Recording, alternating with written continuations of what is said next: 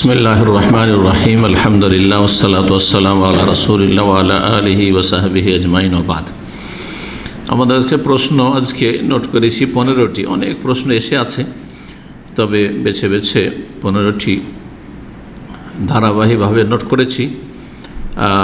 সময় আমরা ঘণ্টাখানেকের ভিতরে শেষ করব। প্রশ্ন উত্তর যতটা সম্ভব উত্তর দেওয়ার চেষ্টা করব, আল্লাহ যেন তৌফিক দান করেন। প্রথম প্রশ্ন করেছেন বাংলাদেশ থেকে, বলছেন আসসালামু আলাইকুম ওয়া রাহমাতুল্লাহ। শেখ ওয়ালাইকুম আসসালাম ওয়া রাহমাতুল্লাহি ওয়া বারাকাতুহু। আপনার একটা লেকচারে শুনেছিলাম রাসূল সাল্লাল্লাহু আলাইহি ওয়াসাল্লাম তাহাজ্জুদে ঘুম থেকে উঠে সূরা আলে ইমরানের শেষ 10 আয়াত তেলাওয়াত করতেন। আলহামদুলিল্লাহ, আমি মুখস্থ করে ফেলেছি, আলহামদুলিল্লাহ। এখন ঘুম থেকে উঠেও এই আয়াতগুলো পড়া যাবে নাকি শুধু তাহাজ্জুদে? প্রশ্ন হচ্ছে যে তাহাজ্জুদে এই আয়াতগুলি পড়ব। 10টি আয়াত সূরা আলে ইমরান, ইন্না ফি খালকিস সামাওয়াতি ওয়াল আরদি ওয়াখতিলাফিল লাইলি ওয়ান নাহারি লাআয়াতিল লিউলিল আলবাব, এখান থেকে শুরু করে ইয়া আইয়ুহাল্লাযীনা আমানু ইসবিরু ওয়া সাবিরু ওয়া রাবিতু ওয়াত্তাকুল্লাহা লাআল্লাকুম তুফলিহুন পর্যন্ত। এই আয়াতগুলি ঘুম থেকে উঠেই পড়তে হবে নাকি তাহাজ্জুদে? প্রশ্ন যিনি করেছেন মনে হচ্ছে যে তাহাজ্জুদে পড়ার বিষয়টিকে যেন মনে করছেন যে সুন্নাহর কাছাকাছি বা সহিহ সুন্নাহ, কিন্তু আসলে এমনটা নয়। হাদিস এই ক্ষেত্রে সহিহ বুখারীতে 2টি রয়েছে। হাদিসগুলি শোনা ইবনে আব্বাস রাদিয়াল্লাহু তাআলা আনহুমা থেকে বর্ণিত। তিনি বলছেন ইস্তাইকাযা রাসূলুল্লাহ সাল্লাল্লাহু আলাইহি ওয়াসাল্লাম জাগলেন ঘুম থেকে, ফাজালা ইয়ামসাহু নাওমা আন ওয়াজহি, তারপরে চেহারা থেকে ঘুমকে মুছে ফেলছিলেন।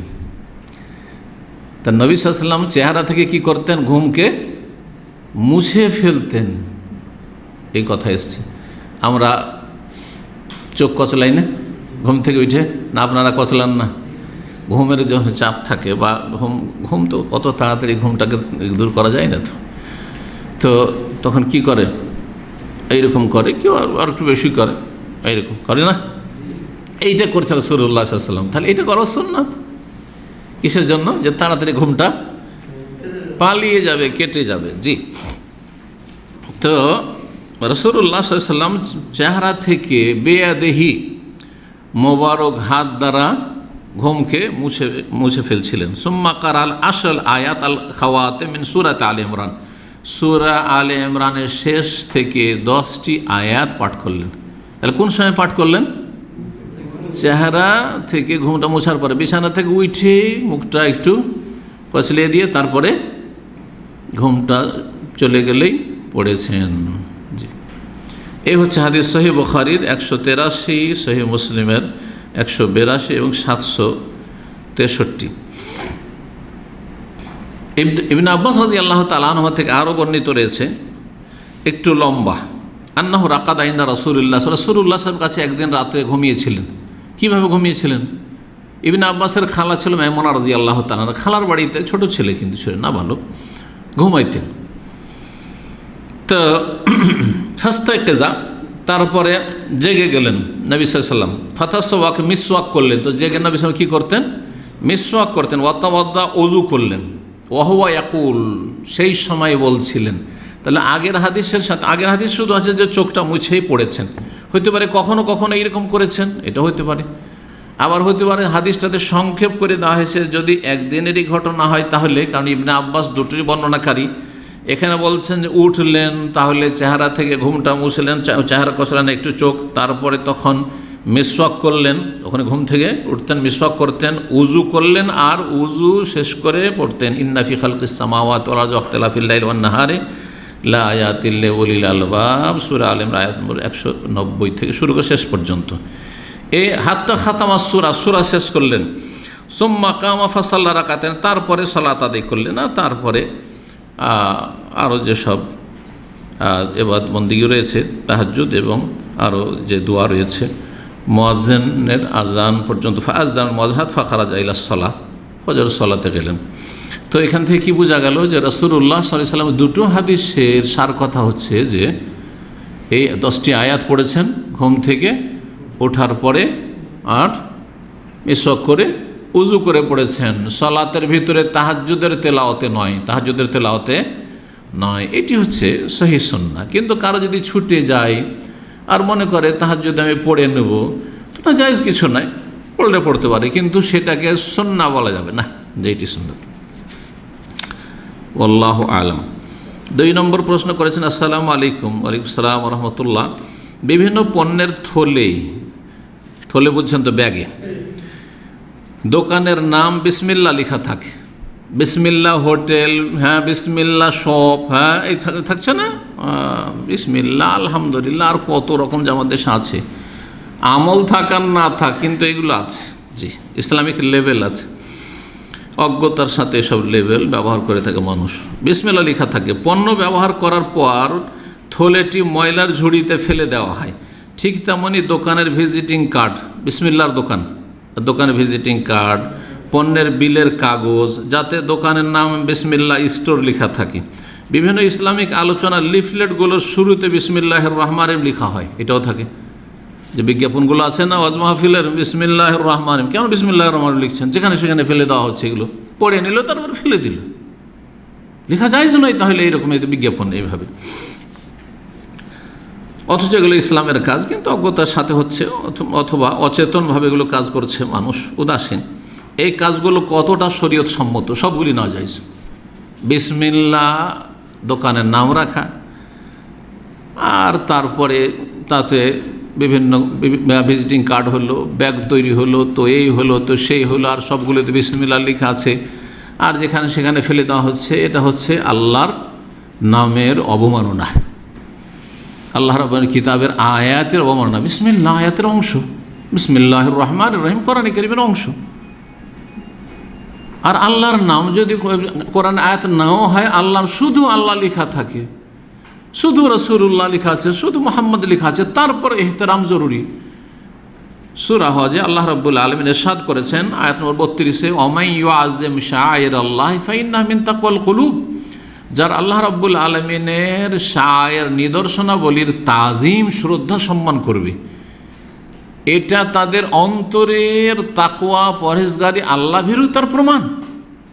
আপনার অন্তরে আল্লাহর ভয় আছে, গুনাহ থেকে বাঁচতে চান, হারাম নাজায়েজ থেকে বাঁচতে চান, আল্লাহর কাছে জবাব দিতে হবে, এই চিন্তা আছে, এটার প্রমাণ হচ্ছে যে আপনি আল্লাহর এবং আল্লাহর দিনের, আল্লাহর নামের, আল্লাহর কিতাবের আয়াতের কি করবেন? তাজিম করবেন, আপনি সম্মান করবেন।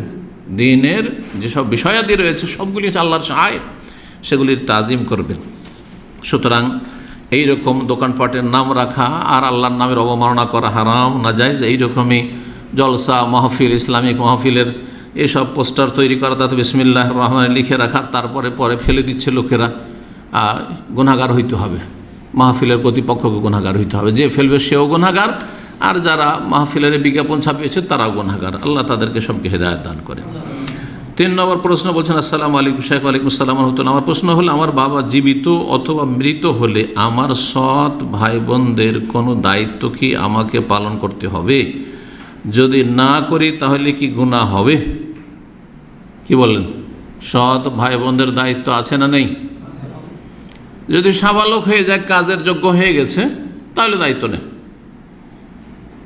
আর বোনেরা সাবালিকা হইলেও যতক্ষণ বিয়ে শাদী না দিয়েছে ততক্ষণ দায়িত্ব আছে, ততক্ষণ দায়িত্ব আছে। আপন ভাই বোন হোক অথবা সৎ ভাই বোন হোক, বৈমাতৃয় হোক, বৈপিতৃয় হোক। কি বোঝা গেছে? 3 রকম ভাই: আপন ভাই, বাপ মা দুটোতে শরীক, বৈমাতৃয় ভাই বোন, সৎ ভাই বোন, অথবা বৈপিতৃয়, বাপ দুটো।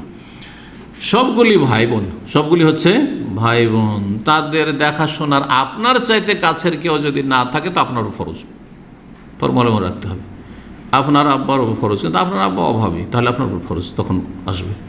কিন্তু আপনার আব্বাই যদি সচ্ছল আর তিনি চালিয়ে নেন, তাহলে তখন আপনার ফরজ নয়। সৎ ভাই বোনদের দেখাশোনা করা হচ্ছে ফরজ। দলিল কোরআন কারীমের যে একটি আয়াত আলোচনায় বললাম, সূরা বাকারা আয়াত নম্বর 233, ওতে আরেকটা অংশ আছে। ওখানে যেটা পরিবারের ভরণ পোষণের ক্ষেত্রে যে অংশটুকু বলেছিলাম, ওয়ালাল মৌলুদ লাহু রিজকুহুন্না ওয়া কিসওয়াতুহুন্না, বাপের ওপর হচ্ছে, বাড়ির যে গার্জেন তার ওপর দায়িত্ব হচ্ছে স্ত্রীর ভরণ পোষণের দায়িত্ব। আর তারপর আছে ওয়ালাল ওয়ারিসি মিসলু যালিক, আল্লাহ বলছেন ওয়ালাল ওয়ারিসি মিসলু যালিক, আর যে ওয়ারেস উত্তরাধিকারী হবে ভাগ পাবেন আশা করা যায়, যার কাছ থেকে ভাগ পাবেন আগামীতে কোনো দিন শরীয়তের দৃষ্টিতে, আর তারা এখন স্বাবলম্বী হয়নি, আয় উপার্জনের যোগ্য হয়নি, অথবা তারা মেয়ে, সুতরাং তাদের ভরণ পোষণের দায়িত্ব আপনার। সৎ ভাই যদি আগে মারা যায়, সৎ ভাই যদি মারা যায় আর আপনি যদি থাকেন তো ভাগ পাবেন না? ওর যদি নিজের ভাই না থাকে আপনি ভাগ পাবেন না? অবশ্যই পাবেন। সুতরাং আপনি ওয়ারিস, শরীয়তের দৃষ্টিতে কি আপনি ওয়ারিস। আল্লাহ বলছেন ওয়াল আল ওয়ারিসে মিসলু যালিক, ওয়ারিসের ওপর অনুরূপ দায়িত্ব রয়েছে। যেমন ওই বাপের ওপর দায়িত্ব রয়েছে যে তার স্ত্রীর খরচ দিবে, ঠিক তেমনই ওয়ারিসের ওপর দায়িত্ব রয়েছে। জি।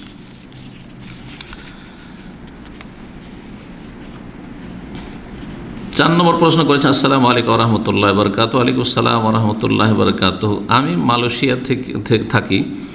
এখানে জোহরের আজান হয় 1:18 আমার কাজ শুরু হয় 1টায়। আমি কি 1টার আগে সলাৎ পড়তে পারবো? যেমন 12:40 পড়তে পারবো কি? দয়া করে জানার উপকৃত হতাম শেখ। প্রশ্নকারী কি বলেছেন যে সেখানে আজান হয় 1:18। আজান কখন হয় না হয় এটা দেখার বিষয় নাই। সলাতের ওয়াক্ত শুরু হওয়ার জন্য আজানের সাথে কোনো সম্পর্ক নেই। আজান কেউ আগে দিয়ে দিতে পারে, কেউ পরে দিতে পারে, হ্যাঁ তাই না? সুতরাং এটা তো মাপকাঠি নয়। মাপকাঠি হাদিসে রয়েছে যে জোহরের ওয়াক্ত কখন শুরু হয়। নবী করিম সাল্লাল্লাহু আলাইহি ওয়াসাল্লামের হাদিসে ওয়াক্ত জোহরে ইযা জালাতিশ শামস, জোহরের ওয়াক্ত কখন শুরু হয়? যখন মাথার ওপর থেকে সূর্য ঢলে যায়, গড়ে যায়, একটু ঝুঁকে গেছে, মাথার ওপর থেকে পশ্চিম দিকে একটু সূর্য ঝুঁকে গেছে। কেমন করে বুঝবেন? এটা দাঁড় করে দেন, বুঝতে পারবেন। পশ্চিমের দিকে না, যদি এর ছায়াটা একটু বাঁকা হয়ে যায়, সোজা এদিকে থাকছেন, একটু বাঁকা হয়ে, সামান্য বাঁকা হয়েছে, তার মানে কি হয়েছে? সূর্য মাথার ওপর থেকে ঢলে গেছে, তাহলে জোহরের রক্ত হয়ে গেছে। আর সাধারণত সেটা 12টা, 12:30, মালয়েশিয়ার কথা বলতে পারবো না, কিন্তু দাম্মামে তো অনেক সময় 11:24-25 হয়, যেমন শীতকালে হইল। এখন ধীরে ধীরে একটু চলে যাচ্ছে ওইদিকে, তাই না? খুব বেশি, খুব গরমের দিনে এখানে, তারপরেও 12টা, 12:15 পর যায় না। মক্কায় 1:45, ঠিক না? এইরকম। তো দেখতে হবে যে আপনার ওইখানে, আপনাকে দেখতে হবে। এখন আমরা বলতে পারবো যে আপনার ওখানে মাথার উপর থেকে সূর্য গড়ছে কি গড়ছে না। সূর্য গড়ে গেলেই আপনার জোহরের সময় হয়ে গেছে। তার আগে, বিফোর টাইম, সময়ের আগে যে কোনো সলাৎ হবে না। দেরি করে পড়তে পারেন, কিন্তু সময়ের আগে সলাৎ হবে না। জি। এই হাদিস সহিহ মুসলিমের 966 নম্বর হাদিস। হাদিসটি বললাম ওয়াক্ত জোহরি ইযা জালাতিশ শামস, জোহরের ওয়াক্ত হচ্ছে যখন সূর্য মাথার উপর থেকে ঢলে যাবে, গড়ে যাবে। 5 নম্বর প্রশ্ন করেছেন সালামের পরে, শেখ আমার বাবার সাথে আমার মায়ের ডিভোর্স হয়ে যায়, আল্লাহ রহম করেন। বর্তমানে বাবার সাথে আমাদের কারো কোনো যোগাযোগ বা সম্পর্ক নেই। আপনার মায়ের সম্পর্ক নেই, কিন্তু আপনাদের কেন সম্পর্ক নেই? এটা হারাম, জায়েজ নয়। আপনার মাকে তালাক দিয়েছে, ছেলে মেয়েকেও তালাক দিয়ে দিয়েছেন নাকি? না, আপনারা তালাক দিয়ে দিয়েছেন বাপকে, জায়েজ নয় শরীয়তে। অজ্ঞতা এটা আমাদের সমাজে, অথবা অবিচার। জি। কোনো যোগাযোগ বা সম্পর্ক নেই। এক্ষেত্রে আমার কি আত্মীয়তা সম্পর্ক ছিন্ন করার গুনাহ হবে? হ্যাঁ, কাবিরা গুনাহ হবে এবং জাহান্নামে যেতে হবে। আল্লাহু আকবার। নবী করিম সাল্লাল্লাহু আলাইহি ওয়াসাল্লামের সহিহ বুখারীতে হাদিস রয়েছে, সহিহ মুসলিম, লা ইয়াদখুলুল জান্নাতা কাতিউন। আর সহিহ মুসলিমের হাদিসে আর একটা শব্দ বাড়তি রয়েছে, লা ইয়াদখুলুল জান্নাতা কাতিউর রাহিমিন, যে আত্মীয়তার সম্পর্ক ছিন্ন করে সেই ব্যক্তি জান্নাতে প্রবেশ করবে না, জান্নাতে প্রবেশ করবে না। যদি সেটাকে হালাল মনে করে তো কোনো দিনই যাবে না, কুফরি করবে। আর যদি না মনে করে আমি অপরাধী, গুনাহগার, কিন্তু মানে শয়তানের গুমরাহি থেকে বেরিয়ে আসতে পারছে না, স্বীকার করছে যে ভুল করছি, এটা বাপের সাথে মায়ের সাথে সম্পর্ক খারাপ রাখছি, তাহলে তারপরেও তার কাবিরা গুনাহ। জান্নাতে যাবে না মানে প্রথমখানে যাবে না, প্রথমখানে দখুল আউয়ালি, প্রথমখানে প্রবেশ করতে বাধাগ্রস্ত হবে, জাহান্নামের শাস্তি ভোগ করবে, আর তারপরে তখন জান্নাতে যাবে। এই হচ্ছে এই হাদিসগুলি, এই ধরনের যে হাদিসগুলি রয়েছে সেগুলির অর্থ। সুতরাং আল্লাহকে ভয় করুন এবং বাবার সাথে সম্পর্ক বহাল করুন এবং যোগাযোগ করুন। যোগাযোগ করতে হবে, মাঝে মাঝে দেখা সাক্ষাৎ করতে হবে, আর্থিক সহযোগিতার প্রয়োজন হলে সহযোগিতা করতে হবে এবং খোঁজ খবর নিতে হবে, দেখা সাক্ষাৎ করতে হবে। আরও যেসব হক রয়েছে, বাপের মায়ের যেসব হক রয়েছে, মায়েরও হক আদায় করবেন, বাপেরও হক আদায় করবেন। হ্যাঁ, শুধু মায়ের হক আদায় করবেন, বাপের করবেন না, এটা চলবে না। তালাক তারা দিয়েছে, আপনার মাকে তালাক দিয়েছে, তাদের সম্পর্ক ছিন্ন হয়ে গেছে, কিন্তু আপনার সম্পর্ক বাবার সাথেও আছে, মায়ের সাথেও আছে, আর দুইজনের সাথে সম্পর্ক বহাল রাখতে হবে। আল্লাহ যেন তৌফিক দান করেন। 6 নম্বর প্রশ্ন বলছেন, আসসালামু আলাইকুম শেখ। ওয়ালাইকুম আসসালাম রহমতুল্লাহ। আমার জিজ্ঞাসা হলো, যারা মসজিদ রেখে মাজার কেন্দ্রিক খানকায় গিয়ে নামাজ পড়ে এবং বলে দুনিয়ার সব জায়গায় নামাজ পড়া যায়, খানকায় পড়লে দোষ কি? এরা মাজার পূজারী, সেই জন্য এরকম কথা বলেছে। এরা মাজার ভক্ত, এরা আল্লাহর কাছে আশা রাখে না, আল্লাহর অসহায় সৃষ্টি মৃতর কাছে আশা রাখে যে খাজা বাবা দিতে পারবে, শাহজালাল বাবা দিতে পারবে, আটরসি মাইজ ভান্ডারি বাবা দিতে পারবে, মরা মানুষে দিতে পারে। অথচ ওই মরা মানুষটা কবরে নামতে পারেনি, ওকে নামাইতে হয়েছে। নিজে গোসল করতে পারেনি, কাপড় বদলাতে পারেনি, ওর কাফন বদলে দিতে হয়েছে, তাই না? আতর মাখতে পারেনি, আতর মাখিয়ে দিতে হয়েছে, তাই না? সুবহানাল্লাহ। খাটে উঠতে পারেনি, যে চলো খাটে, যদি কেউ উঠতে পারে দিতে পারে তো নিজে খাটে উঠতে পারবে না, কবরে নামতে পারবে না, খাটে উঠিয়ে নিয়ে যেতে হয়েছে। কবরস্থানে নিজে যেতে পারেনি, ওকে কাঁধে করে নিয়ে যেতে হয়েছে, কবরে নামাইতে হয়েছে। এত অসহায়, চোখের সামনে দেখলেন আর দাফন করবে তারই পূজা শুরু করে দিলেন। এত অধম। মূর্তি পূজা আর এই পীর পূজা মাজার পূজায় কোনো পার্থক্য নেই। তারা দাঁড় করে পূজা করে, আপনারা শুয়ে দিয়ে পূজা করেন, দুটোই মুশরিকদের কাজ। এইরকম 2 রকমের শিরক থেকে রাসূলুল্লাহ সাল্লাল্লাহু আলাইহি ওয়াসাল্লাম সতর্ক করেছেন।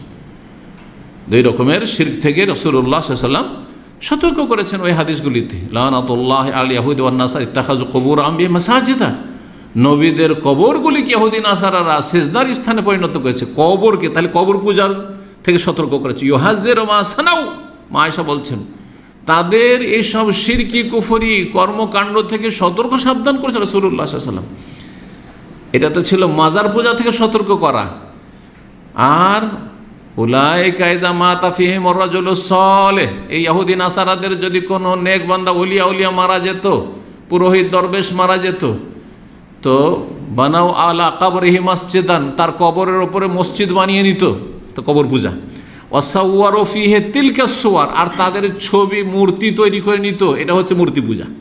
2 পূজার কথা রাসূলুল্লাহ 1400 বছর আগে বলেছেন। তাইলে 2 রকম পূজার মাধ্যমে মানব জাতি মুশরিক হবে, শিরকে লিপ্ত হবে আর ঈমান ভঙ্গ করবে। দুটো থেকে সতর্ক করেছে রাসূলুল্লাহ সাল্লাল্লাহু আলাইহি ওয়াসাল্লাম। যারা মাজারের পাশে গিয়ে ইবাদত করে, কবরের পাশে গিয়ে ইবাদত করা পছন্দ করে, তাদের আকীদায় বড় শিরক ঢুকে আছে। যেমন মসজিদে নববীতে আসে আর মনে করে যে রওজা শরীফে গিয়ে নামাজ পড়লে বেশি সওয়াব পাবো, সেখান থেকে হটলাইন আল্লাহর সাথে। কেন? কারণ নবী সাল্লাল্লাহু আলাইহি ওয়াসাল্লামের কবরের পাশে গিয়ে নামাজ পড়লাম, নবী সাল্লাল্লাহু আলাইহি ওয়াসাল্লামের কবরের পাশে গিয়ে দোয়া করা নসিব হলো। এইখান থেকে একেবারে হটলাইন আছে। রাজা বাদশাদের আর রাষ্ট্রপতি প্রধানমন্ত্রীর কি থাকে? হটলাইন থাকে, কোনো বিজিটিজি পাবে না তারা। ওই রকম হটলাইন আল্লাহর সাথে এখান থেকে পাবো। তাহলে শিরকি আকীদা নিয়ে মরলো, বড় শিরকি কুফরি আকীদা নিয়ে মরলো, জান্নাত পাবে না কোনোদিন। জি, সতর্ক সাবধান। আল্লাহর জমিনে সব জায়গায় মসজিদ, এটা যখন মসজিদ কোথাও না থাকবে তখন। কিন্তু আপনার আশেপাশে মসজিদ আছে, আর মসজিদ বাদ দিয়ে গিয়ে আপনি মাজারের পাশে গিয়ে আপনি নামাজ পড়বেন বা সেখানে ইবাদতবন্দি করবেন, কোরআন তেলাওয়াত করবেন, সেখানে গিয়ে আপনি জিকির আজকার করবেন, তো আপনার আকীদাতে রোগ আছে। মসজিদ কি জন্য বানানো হয়েছে? তাহলে মসজিদ তো বানানো হয়েছে ইবাদতবন্দির জন্য, তাই না? তো মসজিদ যেখানে নাই সেখানে তখন এই হাদিস, আল আরযু কুল্লুহা মসজিদ। মাঠে ঘাটে আছেন, কর্মক্ষেত্রে আছেন, মরুভূমিতে আছেন, কোনো মসজিদ নেই, যেখানে সালাত রাখতে হলে সেখানে নামাজ পড়লেন, সেখানে সালাত আদায় করে নেন। কিন্তু যেখানে মসজিদ আছে সেখানে মসজিদে গিয়ে সালাত আদায় করতে হবে। আর মসজিদ বাদ দিয়ে আপনি যদি মাজুর হন তো বাসাতে আপনি বাড়িতে সালাত আদায় করবেন। আর মাজারে গিয়ে আর খানকাতে গিয়ে সেখানে গিয়ে সালাত আদায় করবেন, এগুলো বেদাতি মুশরিকদের কাজ। আল্লাহ যেন তাদের আকিদাকে ঠিক করার তৌফিক দান করেন এবং এই সব শিরকি আকিদার যা সব মোল্লা এবং তাদের অনুসারী তাদের অনিষ্ট থেকে উম্মতে মুসলিমার হেফাজত করেন।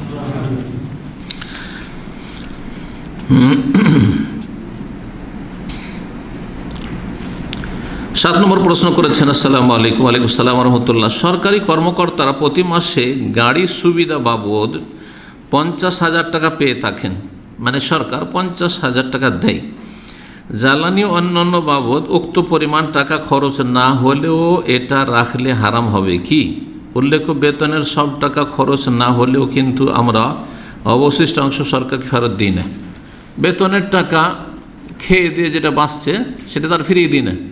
তো বলছে গাড়ি বাবদ ধরেন 50,000 টাকা দিচ্ছে বড় বড় যারা অফিসার তাদেরকে, যে 50,000 টাকা তোমার গাড়ির খরচ, হ্যাঁ, সার্ভিসিং খরচ, তেল খরচ, আর সেটা থেকে কিছু খরচ হলো ধরেন 25,000 30,000 খরচ হলো, 40,000 10,000 টাকা 15,000 টাকা বেঁচে গেল। এখন বাকি টাকাটা রাখতে পারবে কি না? জি, যেমন শর্ত হয়েছে সরকারের সাথে। রাসূলুল্লাহ সাল্লাল্লাহু আলাইহি ওয়াসাল্লাম হাদিস আল মুসলিমুনা আলা শুরুতিহিম, তিরমিজিতে হাদিস রয়েছে এবং হাদিসটি হাসান। মুসলিমরা নিজের শর্তের ওপর অটল থাকবে। যেই চুক্তি হয়েছে, যদি সরকার বলে যে তোমাকে প্রতি মাসে 50,000 টাকা দেওয়া হবে, ব্যাস, আর বলেনি কথা যা খরচ হবে হবে, বাকিটা ফিরিয়ে দিতে হবে, এই কথা বলেনি, তাহলে 50,000 টাকা আপনার জন্য হালাল, 1 পয়সা খরচ করেন না করেন। যদি আপনি অন্য কোনো মাধ্যম দিয়েও চলে নিতে পারেন আর টাকা আপনার বেঁচে গেল, কোনো অসুবিধা নেই। কোম্পানি আপনাদের জন্য কাজে লাগবে। অনেকের কাছে গাড়ি আছে, কোম্পানির গাড়ি ইউজ করে, তাই না? আর তারপরে আপনি হয়তো কোনো সাথী সঙ্গীর পেয়েছেন, মাসের মাস দেয় না, যে আপনার কোম্পানিতে যাতায়াত খরচ আপনার 300-400 রিয়াল ধরেন দিচ্ছে, আর আপনি হয়তো কোনো বন্ধু বান্ধবের গাড়ি পেয়েছেন আর ফ্রিতেও আপনাকে অত ডিউটি যাচ্ছে, আপনাকে নিয়ে চলে যাচ্ছে, তো পুরো টাকাটা বেঁচে গেল। হালাল না হারাম আপনার জন্য? হালাল। কারণ কোম্পানি এই কথা বলছে না, দেখ তোকে টাকা দিচ্ছি, খবরদার কারো গাড়িতে চাপবি না, বলছে নাকি? কিন্তু যদি বলে যে দেখ তোকে টাকা দিলাম কিসের জন্য? এই কোম্পানিতে ডিউটি করতে আসা যাওয়ার জন্য, আর এখানে যদি খরচ না হয় যত টাকা বাঁচবে ফেরত করতে হবে, তাহলে আল মুসলিমুনা আলা শুরুতিহিম, মুসলিম নিজের শর্তের ওপর অটল থাকবে। জি,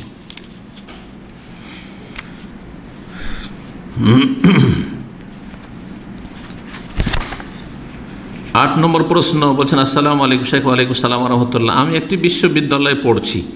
আমাদের শিক্ষকরা ক্লাসে ইসলাম বিদ্বেষী কথাবার্তা বলে, ছাত্রদের মধ্যে ইসলাম নিয়ে সন্দেহ তামাশা করে। আল্লাহ হেদায়েত করে এদেরকে এবং এদের অনিষ্ট থেকে আল্লাহ রাব্বুল মুসলিম ছেলে মেয়েদের হেফাজত করে। আমার দিনের জ্ঞান খুব কম, আমাকে আপনি নাসিহা করুন। আমি একজন নারী, কিন্তু আমাদের পরিবারের নারীদেরকেও বিশ্ববিদ্যালয়ে যাওয়া বাধ্য, তা ছেড়ে আসার উপায় নেই। আল্লাহ আপনার বাপ মাকে হেদায়েত দান করেন। জি, যে এইরকম নাস্তিকদের আখড়াই, সেখানে আপনাকে পাঠিয়ে আপনার পরকালকে ধ্বংস করার জন্য তারা এই শয়তানি প্রয়াস চালাচ্ছে। আল্লাহ রাব্বুল আলামিন আপনার হেফাজত করুন। তো এই যে প্রশ্ন করলেন, এই প্রশ্নের উত্তরে বলবো যে কোনো জায়গায় যদি পাপ হয়, যে কোনো পাপ, সেখানে অবস্থান করা, সেখানে বসা, তাদের সাথে চলাফেরা করা, তাদের সাথে উঠা বসা করা হারাম, যে কোনো পাপের ক্ষেত্রে। আর সেই পাপটা যদি শিরকের পাপ হয়, কুফরির পাপ হয়, নাস্তিকতার পাপ হয়, ইসলাম নিয়ে হাসি উপহাস ঠাট্টা মজাক করার পাপ হয়, যেটা কুফর, বড় কুফর, তাহলে তাদের সাথে উঠা বসা করা হারাম। উঠা বসা করা, তাদের সাথে চলাফেরা করা, তাদের মজলিসে বসাই যখন হারাম, তাহলে তাদের কাছ থেকে শিক্ষা নেওয়া কী করে হালাল হইতে পারে? তাদের কাছ থেকে শিক্ষা নেওয়া কী করে হালাল হইতে পারে? হারাম। এবং এই রকম জায়গায় এরকম অসৎ লোকদের কাছ থেকে দুনিয়ার শিক্ষা নেওয়া জায়েজ নয়। আরে দিনের শিক্ষাও যদি বেদাতি মাদ্রাসায় কেউ নেই, বলে হারাম। আপনি বেদাতি ফ্যাক্টরিতে আপনি কি শিখতে যাবেন? কোরআন হাদিস শিখাবে? না কোরআন হাদিসের ভুল ব্যাখ্যা করে জাহান্নামে নিয়ে যাবে? মিলাদ শিখাবে, কিয়াম শিখাবে, মাজার পূজা শিখাবে, পীর ধরা শিখাবে? তাহলে এরকম মাদ্রাসায় পড়াই জায়েজ নয়, হারাম।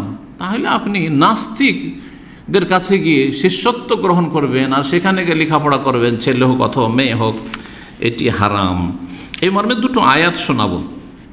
আল্লাহ রাব্বুল সূরা নিসা আয়াত 140 ইরশাদ করেছেন, ওয়াকাদ নাযালা আলাইকুম ফিল কিতাব। আল্লাহ কোরআনে কারীমে এই বিধান নাযিল করেছেন, আন ইযা সামি'তুম আয়াতিল্লাহি ইউকফারু বিহা ওয়াস্তাহজাউ বিহা, যখন আল্লাহর আয়াত তোমরা শুনছো তখন দেখবে যে আল্লাহর আয়াতের সাথে কিছু লোকেরা কুফরি করছে এবং উপহাস করছে, ঠাট্টা মজাক করছে আল্লাহর বিধিবিধান নিয়ে আর ইসলাম নিয়ে, দাঁড়িয়ে নিয়ে, আর তারপরে মৌলবাদী তো এই তো সেই, হ্যাঁ এখন ওই নামাজ, এখন ওই সব, আরে কি এসব, এই ধরনের কথা বলা হচ্ছে, উপহাস করা হচ্ছে। ফালা তাকুদু মাহুম, এখন শোনেন যেখানে আল্লাহর দিনকে নিয়ে উপহাস করা, আল্লাহর কিতাবকে, আল্লাহর দিনের বিধিবিধানকে নিয়ে উপহাস করা হয়, আল্লাহ বলছে তাদের সাথে বসিও না। ফালা তাকুদু মাহুম, স্পষ্ট তাদের সাথে বসে, হাত্তা ইয়াখুযু ফি হাদিসিন গায়রি, যতক্ষণ পর্যন্ত কোনো ভালো কথাই তারা না বসবে। হ্যাঁ, ভালো কথা বললে বসো, না হলে কেটে পড়ো সেখান থেকে। ইন্নাকুম ইযাম মিসলুহুম, যদি এই পাপী নাস্তিকদের সাথে বসো, এই মুশরিক বেদাতীদের সাথে বসো, এই পাপীদের সাথে বসো, মদখোরের আসরে বসো, জুয়া খেলছে তাদের সাথে বসো, খুনি চোর ডাকাতের সাথে বসো, বেনামাজিরা বসে আছে রাস্তায়, আর আপনি নামাজ না পড়ে জামাত হচ্ছে, আর আপনি তাদের দলে গিয়ে বসে গেলেন যে আমাদের দেশে একটু গল্প করি, আল্লাহ লানত হচ্ছে সেখানে। এরকম যে কোনো পাপীদের কাছে আল্লাহ বলছেন ইন্নাকুম ইযাম মিসলুহুম, তুমি যদি তাদের সাথে বসো, এই নাস্তিকদের সাথে, বেদিনদের সাথে, কাফেরের সাথে, আর এসব পাপীদের সাথে, উপহাসকারীদের সাথে, ইসলাম নিয়ে যারা উপহাস ঠাট্টা মজাক করছে, হাসি তামাশা করছে, তুমিও তাদের মতো হয়ে যাবে, তাদের দলভুক্ত হয়ে যাবে। কত বড় শাসন, তুমিও তাদের মতো পাপী হয়ে যাবে, কাফের হয়ে যাবে। ইন্নাল্লাহ জামিউল মুনাফিকিন ওয়াল কাফিরিনা ফি জাহান্নামা জামিয়া, নিশ্চয় আল্লাহ কাফের এবং মোনাফেক কপটদেরকে সবগুলিকে জাহান্নামে একত্রিত করবেন, সবকে জাহান্নামে আল্লাহ ঢোকাবেন। আর মোনাফেক হচ্ছে এই আস্তিনের সাপ, এখানে যদি সাপ ঢুকে থাকে তো বাঁচা মুশকিল, দংশন করবে। তো মোনাফেক ঘরের দুশ্মন মুসলিমদের, এদের থেকে বাঁচা মুশকিল, এদের অনিষ্ট থেকে। মুসলিম হয়ে, মুসলিম সেজে যদি কলেজ ইউনিভার্সিটিতে, শিক্ষা প্রতিষ্ঠানে তারা নাস্তিকর শিক্ষা দেয়, নাস্তিকতার প্রচার প্রসার করে, ইসলাম নিয়ে ঠাট্টা উপহাস করে, এরা হচ্ছে আস্তিনের সাপ, এরা ইসলামের ঘরের দুশ্মন। বাইরের দুশ্মন সজাগ, তাই না? বাইরে জানা আছে যে বাইরের দুশ্মন, এরা বিজাতি, কিন্তু এগুলোকে স্বজাতি মনে করছেন, কিন্তু আসলে স্বজাতি না, এগুলো বিজাতির এজেন্ট, এবং এরা ইসলাম মুসলিমদেরকে ধ্বংস করে দিতে চায়, এবং ইসলামের ক্ষতি হলে, মুসলিমদের ক্ষতি হলে তারা আনন্দিত হয়। এগুলি হচ্ছে মোনাফিকদের চরিত্র। আল্লাহ তাদের অনিষ্ট থেকে হেফাজত করেন। সূরা আনামের আয়াত নম্বর 68 আল্লাহ বলছেন ওয়াইযা রাআইতাল্লাযিনা ইয়াখুযুনা ফি আয়াতিনা, তুমি যদি এমন লোকদেরকে দেখতে পাও যারা আমার আয়াত নিয়ে কি করছে, খেলতামাশা করছে, উপহাস করছে, শিক্ষক নাস্তিকতার চর্চা করছে, ইসলাম নিয়ে হাসি মজাক করছে, ফাআরিজ আনহুম, তাদেরকে এড়িয়ে চলো, তাদের থেকে মুখ ফিরিয়ে নাও, বাড়ি চলে এসো। হাত্তা ইয়াখুযু ফি হাদিসিন গায়রি, যতক্ষণ পর্যন্ত অন্য ভালো কোনো আলোচনা না করবে। ওয়াইম্মা ইউনসিয়ান্নাকা শায়তান, শয়তান যদি তোমাকে ভুলিয়ে দেয়, কখনো ভুলে গেছো, গাফিলতিতে চলে গেছো, আর তাদের সাথে বসে গেছো, ফালা তাকুদ বাদা যিকরা মাল কওমিজ জালিমিন, আল্লাহর উপদেশ আসার পরে জালেম জাতির সাথে বসিও না। এখানে আল্লাহ কি বলছেন? জালেম জাতির সাথে বসিও না। আগের আয়াত রয়েছে ফালা তাকুদ মাহুম, তাদের সাথে বসিও না। দুটো আয়াতের একই রকমের মর্ম, সামান্য পার্থক্যের সাথে খুব গুরুত্বপূর্ণ কথা আল্লাহ রাব্বুল এখানে বলেছেন। সুতরাং সতর্ক সাবধান, আল্লাহ রাব্বুল আলামিন যেন আমাদের সকলকে হেদায়েত দান করেন। বাপ মায়ের ক্ষেত্রে বলবো, সহিহ বুখারী, সহিহ মুসলিমের হাদিস 6612 নম্বর হাদিস, সহিহ বুখারী, সহিহ মুসলিমের 3424 বলছেন রাসূলুল্লাহ লা তাআতা ফি মাসিয়াতিল্লাহ, আল্লাহর নাফরমানি, গুনাহের কাজে কারো কথা মানামানি নেই। গুনার কাজে বাপ মায়ের কথা মানামানি নাই, যে নাস্তিকের কাছে পড়তে পাঠাবে, যা নাস্তিকের কাছ থেকে ক্লাস নেয়, সায়েন্সের ক্লাস নেয়, নাস্তিকের কাছে যা বাংলা সাহিত্য পড়ায়। লা তাআতা ফি মাসিয়াতিল্লাহ, আল্লাহর নাফরমানি করে, গুনাহ করে কাউকে মানা যাবে না, না শাসককে, না বাপকে, না মাকে, না আপনার বসকে, না আপনার কফিলকে, না মালিককে। ইন্নামা তাআতু ফিল মারুফ, মানতে হবে, আনুগত্য করতে হবে কিসের ক্ষেত্রে? বৈধ কাজ, মারুফ ভালো কাজে, বৈধ কাজে। জি। 9 নম্বর প্রশ্ন বলছেন, আমার প্রশ্ন হলো, সালামের পরে বলছেন ওয়ালাইকুম আসসালাম, আমার হোটেলের সুইমিং পুলে কাস্টমাররা বাচ্চাদের খেলার বেলুন ইচ্ছা করে ফেলে যায়, আমি যদি এই সকল খেলনা জিনিস দোকানে বিক্রি এবং ওই টাকা ভোগ করি, সেটা কি জায়েজ হবে না হারাম হবে? জানার উপকৃত হইতাম, জাযাকাল্লাহু খাইরান। হ্যাঁ, জায়েজ, কারণ ফেলে দিয়ে চলে গেছে, এগুলো লাওয়ারিস, যেমন ডাস্টবিনে ফেলে চলে যাচ্ছে আর তারপর উঠিয়ে নিয়ে যাচ্ছে না, আপনার এই যে পেপসি বা সেভেন আপের ডাব্বাগুলো, হ্যাঁ এগুলো অ্যালুমিনিয়াম না স্টিল? এগুলো অ্যালুমিনিয়াম না? অ্যালুমিনিয়াম, খুব দামি মাশাআল্লাহ। এগুলো নিয়ে যাচ্ছে, ভালো ইনকাম করে এরা। আবার তাদের কিছু ফোরম্যান সুপারভাইজার ঘুষখোর, দিবি তোদেরকে এলাকা রাখবো, না হয় দিব ট্রান্সফার করে। এরা জালেম। জি, যারা মেহনত করছে, কষ্ট করছে, তাদের হক এটা। জি। 10 নম্বর প্রশ্ন। আসসালামু আলাইকুম শাইখ। ওয়ালাইকুম আসসালাম রহমতুল্লাহ। আমি বিয়ে করতে চাই, কিন্তু আমার পরিবার থেকে 2 বছর পরের কথা বলে। আল্লাহু আকবার। আমি ছোট একটা চাকরি করি গার্মেন্টসে চাকরি করেন। ছেলে নামে প্রশ্ন থেকে বোঝা যাচ্ছে না কিন্তু। এখন আমার কি করা উচিত? আর গার্মেন্টে চাকরি করা যাবে কি না? চাকরি করা যাবে কি যাবে না? যদি মেয়েরা শুধু মেয়েদের মাঝে চাকরি করে, ওখানে পুরুষদের আনাগোনা নেই, আর পুরুষদের সাথে অবাধ মেলামেশা নেই, তাহলে মেয়েদের জন্য গার্মেন্টসে চাকরি করা যায়। কিন্তু 10 জন ছেলে আর 10 জন 20 জন মেয়ে, হ্যাঁ, বা 2 4 5 জন 4 জন বা 2 3 জনই হয়তো ছেলে, আর বাকি সব মেয়ে, আর একসাথে কাজ করছে, যেটা গার্মেন্টসের অবস্থা, তাহলে জায়েজ না। তাহলে মেয়েদের জন্য গার্মেন্টসের চাকরি একসাথে নারী পুরুষ একাকার হয়ে করা জায়েজ নয়। যখন এই কাজ হারাম, তো রুজিও হারাম। জি, আল্লাহ হেদায়েত দান করেন। এইরকম পুরুষদের জন্য আপনি পাশাপাশি এখানে একটা মেশিন, একটা মেয়ে কাজ করছে, আর আপনি ওখানে বসে কাজ করছেন, বলছে আমার কাজ হালাল। না, হালাল না, এরকম কাজ করা জায়েজ নয়। ইখতিলাত জায়েজ নয়, শিক্ষাঙ্গনও জায়েজ নয়, আর কর্মক্ষেত্রেও জায়েজ নয়। আল্লাহ রাব্বুল আলামিন মুসলিম জাতিকে হেদায়েত দান করেন, এসব পাপ থেকে বেঁচে থাকার তৌফিক দান করেন। এখন বিয়ের বিষয়টি বলছেন, ছেলে না মেয়ে? যদি মেয়ে হয় তাহলে বাপের ফরজ হচ্ছে মেয়ে বিয়ে বয়স হয়েছে তাড়াতাড়ি করে বিয়ে দিয়ে দেওয়া। নবী করিম সাল্লাল্লাহু আলাইহি ওয়াসাল্লামের তিরমিজি ইবনে মাজাহ হাদিস রয়েছে, ইজা খাতাবা ইলাইকুম মান তারদাউনা দীনাহু ওয়া খুলুকাহু, তোমাদের কাছে যদি কেউ পেগাম পেশ করে এমন কোনো ব্যক্তি যার দিন এবং চরিত্র পছন্দনীয়, মান তারদাউনা দীনাহু ওয়া খুলুকাহু, একটা ছেলে দিনদার, চরিত্র ভালো, দিনদার, আল্লাহকে ভয় করবে, চরিত্র ভালো, অবিচার করবে না, জুলুম করবে না, যদি একজনের খাবার থাকে ভাগ করে খাবে, ভালো চরিত্র, আল্লাহকে ভয়ও করে, দিন আছে আর আখলাক আছে, ফাজাওয়াজু, তাহলে সেই মেয়ের বিয়ে দিয়ে দাও, বোনের বিয়ে দিয়ে দাও। ইল্লা তাফালু, আর যদি এরকমটা না করো, না, ঘাস দেখে ছাগল বাঁধতে হবে। আমাদের দেশের লোকেরা বলে, গ্রামের লোকেদের কাছ থেকে এটা ছোট থেকে শোনা, কি ঘাস দেখে কী করতে হবে? বকরি বাঁধতে হবে। মানে গরিবকে মেয়ে দেওয়া যায়? কি খাওয়াবে?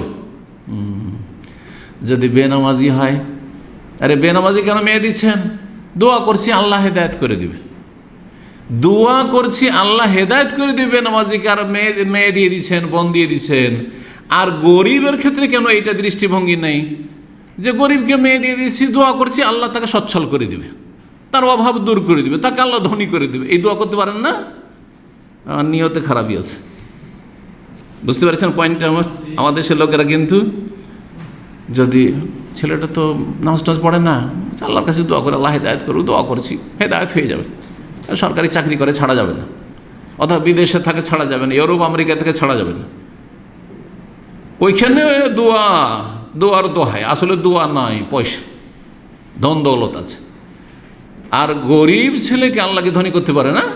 কত গরিব, পথের ফকির, 700 টাকা বেতনে এসছে, এখন কোটি কোটি টাকার মালিক, দাম আমি আছে মেলা, 700 টাকা বেতনে সাধারণ কাজ করেছে, আর সে বড় বড় কোম্পানির মালিক, ইনভেস্টার। মক্কায় জমজম টাওয়ার এক লোক আছে, বাঙালি, বুঝছেন তো, তার যে প্রতি মাসে 2 দিন 3 দিন শুধু ওরা হিসাব করে দেয়, তাকে সে 2-2,500 রিয়াল দেয়, শুধু হিসাবে 1-2 দিন করে ওকে 2,000 রিয়াল দেয়। আর ওই ব্যক্তি যে বাঙালি ওখানে আছে, আল্লাহ কাউকে দিয়ে পরীক্ষা করে, না দিয়ে পরীক্ষা করেন, সেই ব্যক্তি নিজের নামটা ঠিক করে লিখতে জানে না, মানে লেখাপড়াই জানে না, না আরবি জানে না, বাংলা জানে না, উর্দু জানে, কিছু জানে না, নিরক্ষর, একবার মূর্খ।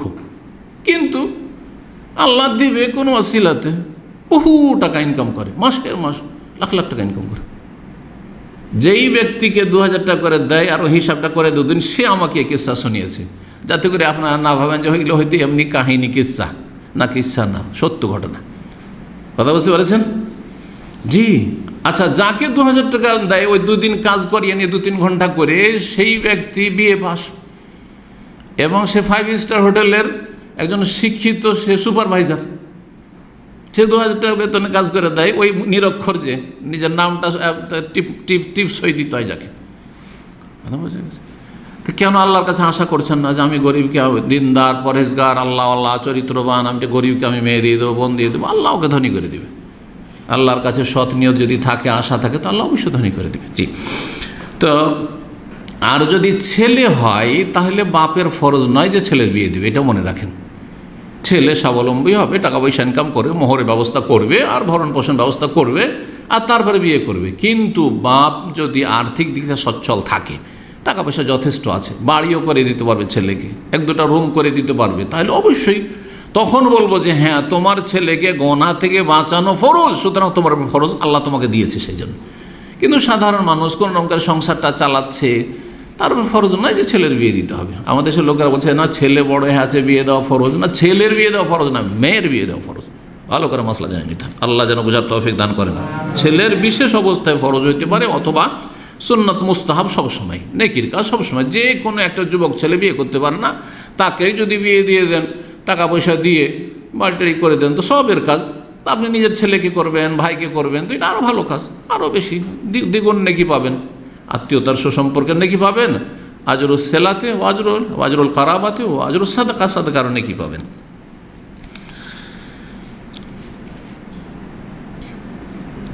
এগারো নম্বর প্রশ্ন বলছেন যে শেখ, আমার প্রশ্ন হলো গোসল ও অজু সম্পর্কে। গোসলখানা টয়লেট একসাথে, গোসল করার সময় উলঙ্গ হয়ে আগে পা ধোয়া ছাড়া উজুর নাই, উজু করে গোসল করে, মানে পা ধুলেন না, বাকি উজুটা করলেন, গোসল করে পা ধুয়ে নিলে কি উজু হয়ে যাবে? হ্যাঁ, সুন্নতি উজু তো বা সুন্নতি গোসল তো এইরকমই যে আপনি পুরো উজুর অঙ্গগুলি কী করলেন, ধুইলেন, মাসা করলেন, পাটা বাকি রাখলেন, আর তারপরে গোসল করে নিলেন। গোসল টোসল করার পর শেষখানে পা ধুয়ে উঠে গেলেন, একটা তরিকা এটা। আর একটা তরিকা হচ্ছে যে হাদিসে এসেছে যে পুরো উজুটা পা ধোয়া পর্যন্ত করে নিলেন, আর তারপরে গোসল করলেন, তারপরে গোসল করলেন। উলঙ্গ হয়ে গোসল করা জায়েজ, উলঙ্গ হয়ে গোসল করা জায়েজ। যেমন উলঙ্গ হয়ে গোসল করা জায়েজ, উত্তম হচ্ছে কাপড় রেখে শরীরে, কিন্তু জায়েজ। বুখারীতে হাদিস রয়েছে, 2টো হাদিস রয়েছে, কিন্তু সবার সামনে নাকি? কারো সামনে? একজনের সামনে না, স্বামী স্ত্রীর সামনে হইতে পারে, কিন্তু অন্য কোনো মানুষের সামনে, নির্জনে, বাথরুমে, ভিতরে। উলঙ্গ হয়ে যেমন গোসল করা জায়েজ, তেমনি উলঙ্গ হয়ে উজু করাও জায়েজ। এটা আমাদের দেশের লোকেরা বুঝে না। আমাদের দেশের লোকেরা মনে করে যে হাঁটুর উপরে যদি কাপড় উঠে যায় উজুর পরে বা উজু করা অবস্থায়, তাহলে উজু গেল। প্রথম যখন সৌদি আরবে ছিলাম, তখন অনেক বাঙালিরা বলতো যে হুজুর, শেখ তো বলতে জানে না, কেন শেখ কারা বলবে? আমরা বুঝতে পারি যে এ আমাদের আলোচনা শোনে না, এই দুটো কথাই বুঝতে পারি। যদি শেখ বলে তো বুঝতে পারি যে না, নিশ্চয়ই আমাদের আলোচনা শোনে অথবা আমাদেরকে ভালোবাসে। আর যদি দেখে হুজুর, তাহলে 2 ভাগ আছে। হুজুর যদি বলে, বেশিরভাগ যারা আমাদের আলোচনা শোনেন না, ও পছন্দও করে না হয়তো, কথা বুঝতে পারছেন। আর কিছু আছে যারা ওই আগের দেশের গিয়ারই আছে, হয়তো শোনে, তারপরে হুজুর অল্প অল্প শোনে, এত বেশি না, কাছাকাছি না ইসলামিক সেন্টার, যার ফলে কি বলে হুজুর। তো সহি আকিদার কিছু ভাইয়েরা হুজুরটা বলে, যেটা শুনলে খারাপ লাগে। আর কিছু বাঙালি আছে এমন মূর্খ, এখানে এসে তার ও গিয়ার টিয়ার রং টং সব চেঞ্জ করে নেব, গিরগিটের মতো। দেশে বলেছে হুজুর, নয় মৌলানা সাহেব, আর এখানে বলছে মুতুয়া কেমন আছেন, কি বলে? আরে শুদ্ধ করে বলারও ঢং হয় না। আর মোতাওয়া যদি বলে তাও একটা হয়, কি বলে মতুয়া কেমন আছেন। আমি বলে কোথায় শিখলে তুমি এটা? বলছি কোথায় শিখলে? দেশে কি বলতে তুমি? দেখছে হুজুর বলতাম। তুই এখানে এসে তুমি এরকম গিরগিটের মতো রং বদলাইলে কেন? কথা বোঝা গেছে? তো কথা হচ্ছে যে না, মোতাওয়া শব্দটি যারা বলে তারা খুব পছন্দ করে, যেমন আমাদের সে মোল্লা ঘৃণা করে বলে, হ্যাঁ, নেগলেক্ট করে, ঠিক তেমনই মোতাওয়া শব্দটি, যার ফলে এই ভাষাটি বর্জনীয়, আর বাঙালির জন্য আরও বর্জনীয়। আরব বললে চলে, তাও চলে হয়তো, যদি তার অন্তরে এই খারাপই না থাকে যে আমি ছোট মনে করে বলছি। কিন্তু একজন বাঙালি, আরে তুমি নিজের গিয়ারেই থাকো, হুজুরেই থাকো পুরানা গিয়ারে, আর না হইলে নতুন ভালো গিয়ারে আসো, ঠিক আছে? সেটা হচ্ছে শাইখ বলতে শিখেন। জি, আল্লাহ যেন বুঝার তৌফিক দান করেন।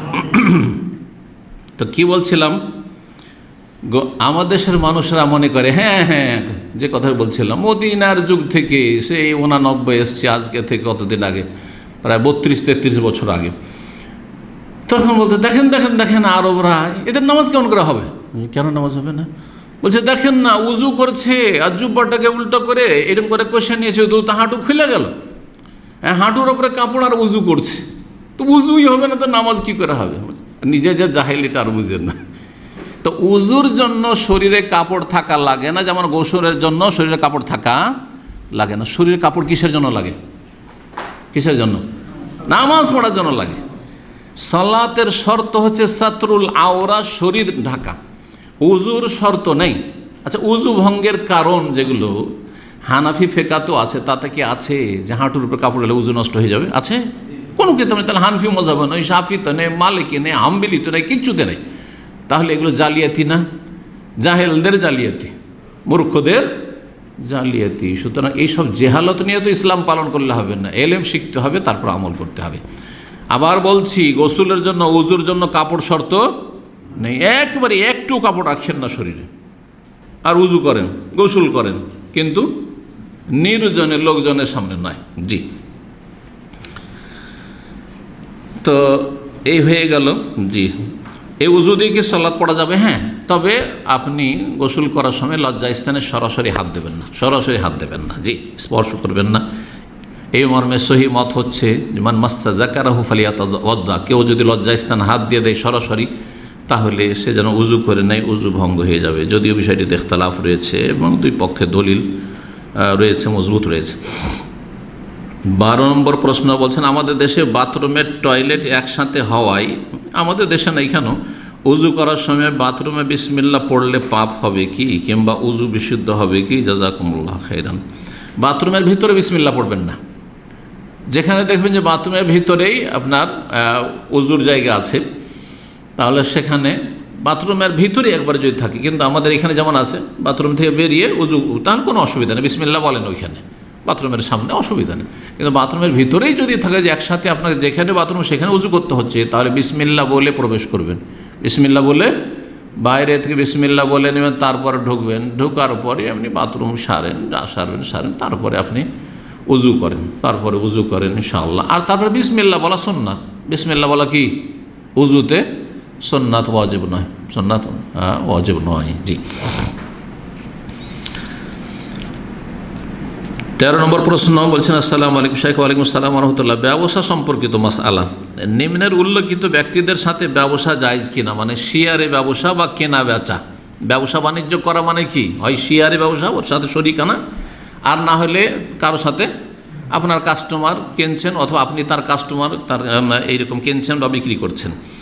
তো ব্যবসা করা এইসব লোকদের সাথে জায়েজ কিনা, তারা কে? বেনামাজির সাথে, পীরের মুরিদের সাথে, পীর পূজারীর সাথে, নিয়মিত ধূমপানকারীর সাথে, ঘুষখোরের সাথে। আপনাদের কি মত? কেউ ঘুষ খাচ্ছে, তাতে আপনার কি ব্যবসায় লেনদেন করতে অসুবিধা আছে? হ্যাঁ, বেনামাজি, ও বেনামাজি, তার সাথে কেনা বেচা করতে অসুবিধা আছে? এইরকম করে বাজারে যদি বলেন যে বেনামাজির কাছে আমি চিকেন কিনবো না, চিকেন জবাই করে নেবেন না তার কাছে, কিন্তু এমনি বিক্রি করছে। বেনামাজির কাছে মাছ কিনবো না, বেনামাজির কাছে চাউল কিনবো না, তাহলে তো বাজারে খোঁজ করতে হবে। এই চাউলওয়ালা তুই নামাজ পড়ো, এই সবজিওয়ালা তুই নামাজ পড়ো, আছে নাকি শরীয়তে? নবী করিম সাল্লাল্লাহু আলাইহি সাল্লাম কাফেরদের সাথে কেনা বেচা করেছেন না করেননি? নবী সাল্লাল্লাহু আলাইহি সাল্লাম শেষ জীবনে মদিনার ইহুদির কাছে, সেই ইহুদির কাছে কি করেছিলেন? বর্ম বন্ধক রেখেছিলেন, আর জব নিয়েছিলেন পরিবারের খাবারের জন্য, ধারে কিনেছিলেন। তো ধার নিলাম, তো তোমার কাছে বর্মটা থাকলো, যখন আমি টাকা দিয়ে দেব তখন তোমার কাছ থেকে ফিরিয়ে নেবো, এটা হচ্ছে বন্ধক। তাহলে ইহুদি যারা সবচেয়ে বড় দুশ্মন, আল্লাহর গজব তাদের উপর, সূরা ফাতিহাতে আল্লাহ তাদেরকে মাগজুব আলাইহিম বলেছেন, গজব প্রাপ্ত, আল্লাহর গজব তাদের উপর, সবচেয়ে নিকৃষ্ট কাফের। তো তাদের সাথে ব্যবসা করেছেন রাসূলুল্লাহ সাল্লাল্লাহু আলাইহি ওয়াসাল্লাম, তাদের সাথে কেনা বেচা করেছেন রাসূলুল্লাহ, তাদের বাড়িতে দাওয়াত খেয়েছেন না? জায়েজ নাকি? নবী সাল্লাল্লাহু আলাইহি ওয়াসাল্লাম বলছেন না, আগে জিজ্ঞাসা করব যার কাছে জব কিনতে যাব, এই ঘুষ খাও নাকি, সুদ খাও নাকি? না, করেননি। আর নামাজ তো পড়ার প্রশ্নে ওঠে না, কারণ ইহুদি, তাই না? জি। জায়েজ, অমুসলিমদের সাথে ব্যবসা বাণিজ্য দুনিয়ার কাজ জায়েজ, দিনের ক্ষেত্রে ছাড় দেওয়া জায়েজ নেই, ধর্মের ক্ষেত্রে কোনো রকম সমঝোতা নেই যে চলো আমাদের মসজিদে তোমরা আসো, আমাদের মাহফিলে তোমরা আসো, আর তোমাদের ক্রিসমাসে আমরা যাব, তোমাদের পূজাতে আমরা থাকবো, আর আমাদের ঈদে তোমরা আসো। না না, তারা কোনো দিন ঈদে আসবে না, তারা আপনাদের কুরবানি করতে আসবে, তারা হজেও আসে না, কিন্তু আপনারা ঠিকই তাদের পুজো পাঠে যাচ্ছেন। এটা হচ্ছে মুসলিমদের দুর্বলতা, কারণ শয়তান ওরাকে তো জাহান্নামে নিতেই পেরেছে শয়তান, এখন মুসলিমগুলোকে কেমন করে জাহান্নামে নেব? তো জাহান্নামে নিলে এটা করা। জি, সর্বশেষ প্রশ্ন বা 15টি রয়েছে। 14 নম্বর প্রশ্ন, শেখ আমার জানার বিষয় হলো ইউটিউবে অনেক সময় মেয়েদের অ্যাড দেখায়, সেই ক্ষেত্রে আমার করণীয় কি? তাহলে আমাকে ইউটিউবে ভিডিও দেখা বন্ধ করে দিতে হবে না বন্ধ করতে হবে না? যথাসাধ্য বেঁচে থাকবেন। যেই সব চ্যানেলগুলিতে আপনার ডলার অপশন নেই সেগুলিতে সাধারণত অ্যাড আসে না, এখন শুনছি নাকি ওগুলো তো জবরদস্তি ইউটিউব কোম্পানি দিচ্ছে, কিন্তু আলহামদুলিল্লাহ এখন পর্যন্ত দেখিনি। আমার যেমন অফিসিয়াল চ্যানেল আছে এটাতে দেখিনি। বাকি যেই চ্যানেলগুলি আমার বক্তব্যতে ভরা কিন্তু তারা ডলার ইনকাম করছে, আল্লাহ তাদের হেদায়েত দান করে, যার ফলে যখন ডলার নেবে তো আমাদের অ্যাডগুলোর মাধ্যমে ইনকাম হচ্ছে, অ্যাড দিতে হবে। যেমনই চালু করবেন আপনি তেমনই সৌদি আরবে তো একটু ভালো ছবি আসে, তারপরেও কিছু খারাপ আসছে, আর অন্যান্য দেশে তো একেবারে উলঙ্গ ছবি চলে আসছে। আউযুবিল্লাহ, আমাকে বেশ কিছু স্ক্রিনশট আমাদের ভাইরা পাঠিয়েছে, আল্লাহ হেদায়েত দান করে এইসব লোকদেরকে। তো এগুলোতে গুনাহগার, সেই ডলার খানেওয়ালাও গুনাহগার। আর আপনার কাজ কি? আপনি যথাসাধ্য বাঁচবেন, সেটাকে তাড়াতাড়ি করে দূর করার চেষ্টা করবেন, কিন্তু আপনি সেই খারাপের জন্য, সেই খারাপ অ্যাডের জন্য, খারাপ ছবির জন্য আপনি ইসলামী আলোচনাই শুনবেন না, আপনি কেন কল্যাণ থেকে বঞ্চিত থাকবেন? এই ক্ষেত্রে কোরআনে কারিমের সূরা তাগাবনের আয়াতুল আমল ফাত্তাকুল্লাহ মাস্তাতাতু, যথাসাধ্য আল্লাহকে ভয় করো, যথাসাধ্য যতটুকু পারো আল্লাহকে ভয় করো। এটা ঠিক ওই রকমই যেমন কেউ যদি বলে যে শেখ কি করব, আজকাল তো মহিলারা তো চেহারা খুলে ঘুরে বেড়াচ্ছে, আর দেশের অবস্থা তো বলতে হবে, চেহারার সাথে পেট পিঠ খোলা আর মাথার চুল খোলা, সব খোলা, বুকের উপর একটু ওড়না পর্যন্ত নাই। দেখুন কী করবো, তাহলে কি বাড়ি থেকে বেরোবো না নাকি? কি বলবেন? খবরদার বাড়ি থেকে বেরোয় না, কারণ বাড়ি থেকে বেরোলে মহিলা সামনে পড়বে, তাই নাকি? হ্যাঁ, সারা পৃথিবীতে চলতে পারবেন না এক কথা হলে। সুতরাং ফাত্তাকুল্লাহ মাস্তাতাতু, যথাসাধ্য আল্লাহকে ভয় করো। নিচে আল্লাহ কি বলেছেন?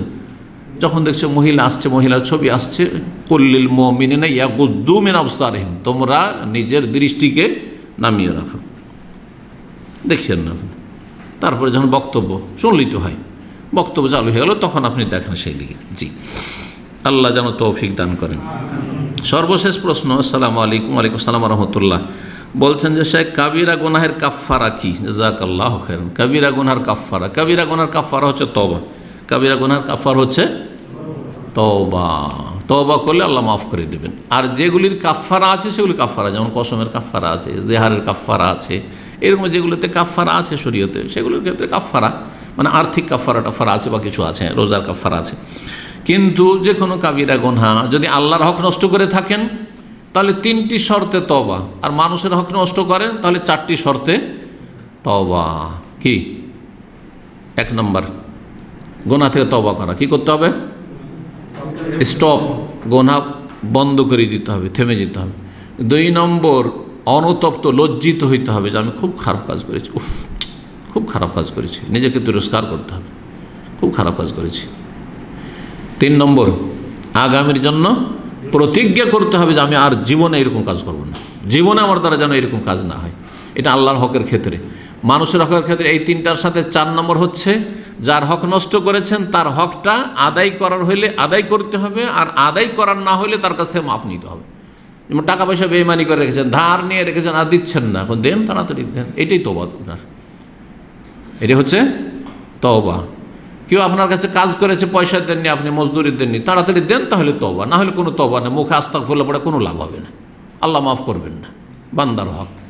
কিন্তু যদি ধরেন এমন হয় যেটা ক্ষমা নেওয়ার মতো, তার মানহানি করেছেন, অপদস্থ করেছেন, তো বলবেন যে আমাকে অপদস্থ করে না, মানহানি করো, হ্যাঁ না, বলবেন যে মাফ করে দাও ভাই, হ্যাঁ, তার সাথে সালাম ও সাফা করে কোলাকুলি করে মাফ চেয়ে নেবেন, অন্তর থেকে মাফ চাইবেন, সেও মাফ করে দেবে। সূরা নিসার আয়াত নম্বর 17 আল্লাহ বলছে ইন্নামাত তাওবাতু আলাল্লাহি লিল্লাযিনা ইয়ামালুনা সুআ বিজাহালা, সত্যিকারের তওবা হচ্ছে আল্লাহর কাছে ওই সব লোকদের আল্লাযিনা ইয়ামালুনা সুআ বিজাহালা, যারা মন্দ কাজ করে ফেলে অজ্ঞতাবশত। এই নয় যে অহরহ কাবিরা গুনাহ করতে আছে, আর যেই ব্যক্তি পাপ করে সে হচ্ছে জাহিল, কিন্তু অজ্ঞতাবশত করে। সুম্মা ইয়াতুবুনা মিন করিব, তারপরে দ্রুত তওবা করে। তাহলে কি করতে হবে? মিন করিব, তাড়াতাড়ি তওবা করতে হবে। এই নয় যে 6 মাস হয়ে গেল, 1 বছর হয়ে গেল, মেলা দিন হয়ে গেল, মাস হয়ে গেছে, তওবাই করে না। না, কখন মরে যেতে পারে। মরার আগে তওবা করে, না হলে জাহান্নামে যেতে হবে, কবরের আযাব পেতে হবে। সুম্মা ইয়াতুবুনা মিন করিব, তাড়াতাড়ি করে তওবা করে নেই। ফাউলাইকা ইয়াতুবুল্লাহু আলাইহিম, যারা জলদি তওবা করে নেবে এবং সততার সাথে ইখলাসের সাথে তওবা করবে, আল্লাহ তাদের তওবা কবুল করবেন। ওয়া কানা আল্লাহু আলিমান হাকিমা, আল্লাহ সব কিছু জানছেন এবং আল্লাহ হচ্ছেন প্রজ্ঞাবান। আল্লাহ সব কিছু জানছেন যে আপনি অন্তর থেকে তওবা করছেন, নাকি মুখে মন্ত্র পড়ছেন, না মানুষকে দেখানোর জন্য আস্তাগফিরুল্লাহ পড়ছেন, আল্লাহ সব জানছেন। সুতরাং খালেস অন্তরে তওবা করতে হবে। আল্লাহ রাব্বুল আলামিন যেন আমাদেরকে সব সময় যেন গুনাহ থেকে বেঁচে থাকার তৌফিক দান করেন, আর অনিচ্ছাকৃত যদি কোনো গুনাহ হয়ে যায় তো আল্লাহ যেন দ্রুত তওবা করার তৌফিক দান করেন। আল্লাহ রাব্বুল আলামিনের কাছে দোয়া করি আল্লাহ আমাদের সকলে যেন কল্যাণ করেন। যেসব ভাই বোনেরা হাজির হলেন আল্লাহ তাদের উত্তম বদলা দান করেন, এবং অনলাইনে যারা আমাদের আলোচনা শুনবে আল্লাহ তাদেরকে যেন জাযায়ে খায়ের দান করেন, এবং আল্লাহ দুনিয়া আখিরাত ভালো করেন, ছেলে মেয়েদের ভালো তরবিয়তের তৌফিক দান করেন, এবং আল্লাহ রাব্বুল আলামিন সঠিক ইলমের ভিত্তিতে সহি আমলের তৌফিক দান করেন। ও সাল্লাল্লাহু সাল্লাম আলা নবিয়িনা মুহাম্মদ ওয়া আলা আলিহি ওয়া সাহবিহি আজমাইন।